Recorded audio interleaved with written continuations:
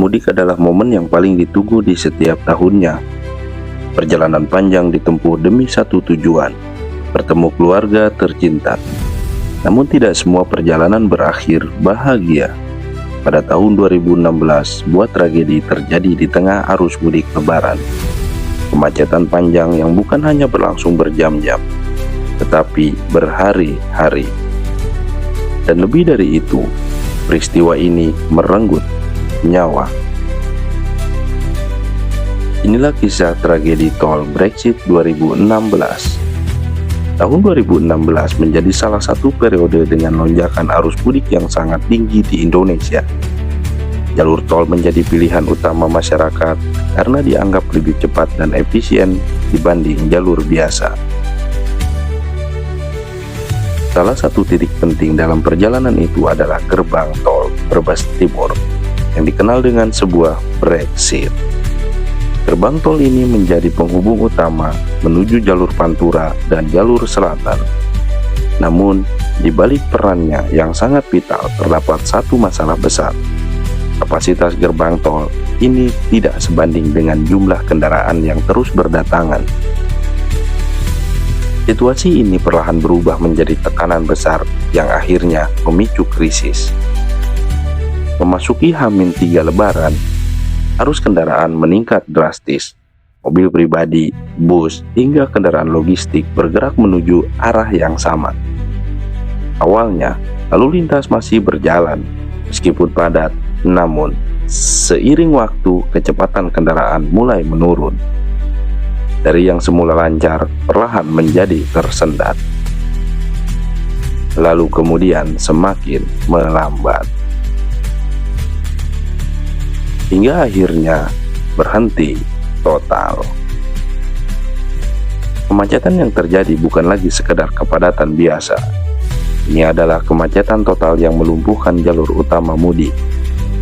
Kendaraan tidak bergerak selama berjam-jam dan waktu terus berjalan hingga berhari-hari. Sebagian pemudik bahkan terjebak hingga 51 jam di lokasi yang sama, tanpa kepastian kapan perjalanan bisa dilanjutkan. Bayangkan berada di dalam kendaraan dalam waktu yang sangat lama tanpa tahu kapan akan bergerak kembali. Kondisi di lapangan semakin memburuk seiring berjalannya waktu. Di bawah terik matahari, suhu di dalam kendaraan meningkat. Udara terasa panas dan pengap, bahkan bahan bakar mulai menipis karena mesin harus sesekali dinyalakan untuk pendingin. Air minum semakin terbatas, makanan yang dibawa mulai habis, anak-anak mulai menangis karena kelelahan dan kepanasan. Para lansia terlihat semakin lemah, beberapa orang bahkan mengalami kelelahan ekstrim. Situasi ini perlahan berubah menjadi kondisi darurat. Sebagai pemudik terpaksa keluar dari kendaraan untuk mencari udara segar. Dan yang duduk di pinggir jalan, ada yang berjalan mencari bantuan. Namun kondisi tidak memungkinkan banyak hal yang untuk dilakukan. Karena kemacetan terjadi hampir di seluruh titik, akses bantuan menjadi sangat terbatas. Waktu terus berjalan dan kondisi semakin memprihatinkan. Dan kemudian, hal yang paling tidak diinginkan terjadi. Sebanyak 17 orang dilaporkan meninggal dunia dalam peristiwa ini. Bagian besar korban adalah mereka yang mengalami kelelahan berat, dehidrasi, dan juga memiliki penyakit bawaan yang kambuh akibat kondisi ekstrim. Mereka terjebak terlalu lama di dalam situasi yang tidak mendukung dan pertolongan yang tidak memungkinkan. Diharapkan waktu yang cepat.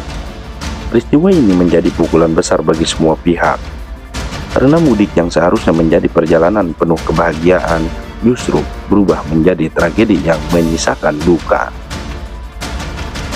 Setelah kejadian tersebut, berbagai evaluasi dilakukan untuk memahami penyebab utama tragedi ini. Beberapa faktor teridentifikasi sebagai pemicu utama. Lonjakan jumlah kendaraan yang sangat tinggi menjadi faktor utama. Jumlah pemudik yang melintas jauh melebihi kapasitas jalan dan gerbang tol. Kapasitas gerbang tol Brebes Timur yang terbatas juga menjadi penyebab utama terjadinya antrian panjang. Selain itu, manajemen lalu lintas pada saat itu belum optimal dalam mengantisipasi lonjakan ekstrim. Kurangnya fasilitas darurat seperti distribusi air, makanan, dan layanan kesehatan juga memperparah kondisi di lapangan. Semua faktor ini bertemu dalam satu waktu dan menciptakan situasi yang sangat kritis. Namun dari tragedi ini banyak pelajaran yang kemudian diambil. Pemerintah dan pihak terkait mulai melakukan berbagai perbaikan. Sistem pengaturan arus mudik diperbarui.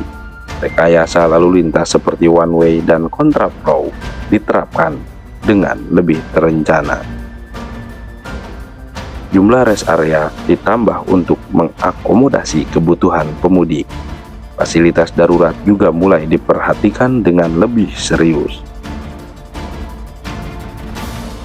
Koordinasi antar instansi diperkuat agar respon terhadap situasi darurat bisa lebih cepat.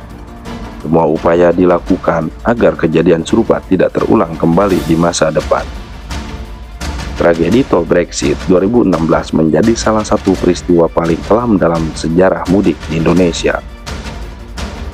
Peristiwa ini menjadi pengingat bahwa perjalanan bukan hanya tentang mencapai tujuan, tetapi tentang keselamatan di sepanjang perjalanan.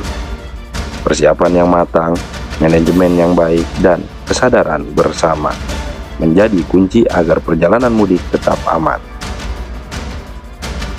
Semoga setiap perjalanan mudik ke depan dapat berjalan dengan lancar dan tidak lagi menyisakan cerita duka seperti yang terjadi di masa lalu. Karena pada akhirnya, mudik adalah tentang pulang, tentang kebahagiaan, dan tentang bertemu dengan orang-orang yang kita cintai.